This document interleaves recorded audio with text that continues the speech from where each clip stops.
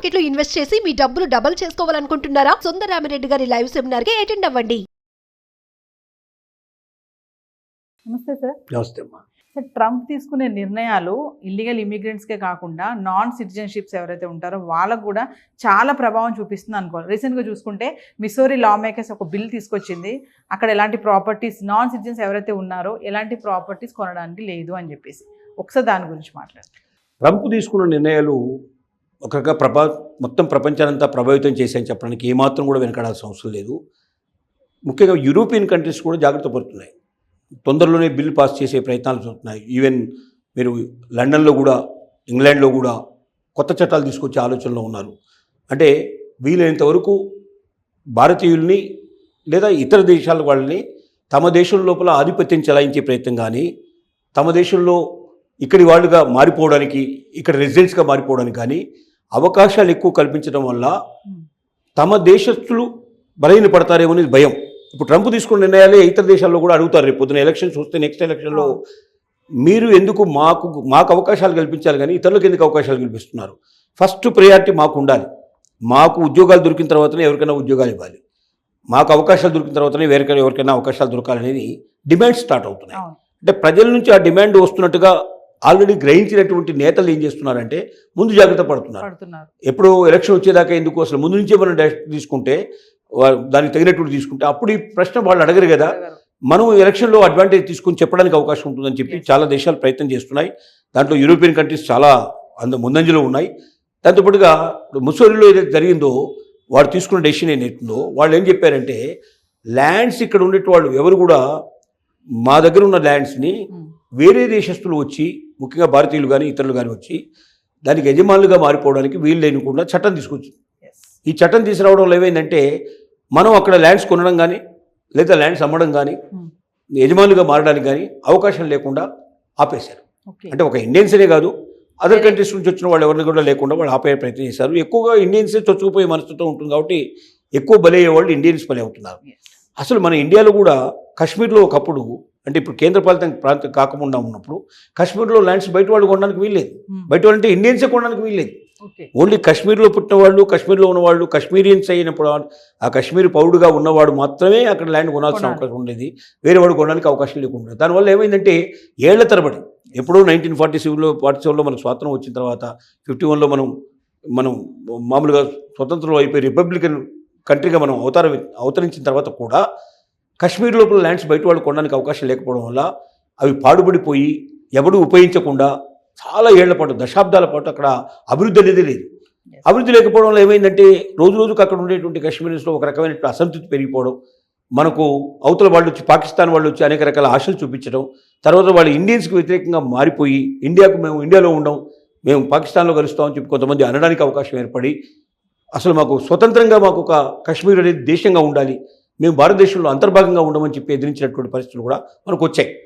ఎందుకంటే మన దేశంలో ఉన్న వాళ్ళే ఇండియన్సే కొనడానికి అవకాశం లేకుండా ఉంటారు. ఇప్పుడు ఏమైందంటే కేంద్ర పాలిత ప్రాంతంగా దాన్ని మార్చిన తర్వాత ఎవరైనా అక్కడ కొనుక్కోవచ్చు, ఎవరైనా పెట్టుబడులు పెట్టవచ్చు అన్నప్పుడు బ్రహ్మాండమైన అభివృద్ధి స్టార్ట్ అయింది. అక్కడ ఇండస్ట్రీస్ రావడం ప్రారంభమైనాయి, అక్కడ కల్టివేషన్ బాగా ప్రారంభమైనాయి, కొత్త కొత్త పంటలు పండించే అవకాశాలు ఏర్పడ్డాయి, ఎక్కువ మందికి ఉపాధి కల్పించే అవకాశం అయింది, నిరుద్యోగం తగ్గిపోయింది. తద్వారా ఏమైందంటే ఎప్పుడైతే సంపాదన ప్రారంభమైందో వాళ్ళకి అర్థమైంది ఇప్పుడు భారతదేశం ఎంత గొప్పతనం ఏంటో వాళ్ళు తెలుసుకునే ప్రయత్నం చేస్తున్నారు. ఇలాంటిది ఇతర దేశాలు చేయడంలో ఆశ్చర్యం ఉంది. మన ఇండియాలో ఉంది. ఇంకో ట్రైబల్ ఏరియాలో ఉండే వాళ్ళకు కూడా ట్రైబల్ పీపుల్ ఉంటారు. వాళ్ళ ల్యాండ్స్ కూడా ఎవరు పడితే వాళ్ళు కొనడానికి వీల్లేదు, ట్రైబల్సే కొనాలి. దానివల్ల కూడా ట్రైబల్ డెవలప్మెంట్ అనేది లేదు. ఆ అడవుల్లో ఉండే వాళ్ళు, అడవులకు దగ్గరగా ఉండేవాళ్ళు, వాళ్ళ ల్యాండ్స్ చాలా విపరీతమైన కాస్ట్ ఉన్నప్పటికీ, బయట కనబడుతున్నప్పటికీ వాళ్ళు అమ్ముకోలేరు. కాబట్టి వాళ్ళకి ఎప్పటికీ కూడా ట్రైబల్స్కి అమ్మాల్సిన పరిస్థితి ఏర్పడుతుంది. ట్రైబల్ పేరుతోటే కొనాలి ఎవరు కొన్నా కూడా.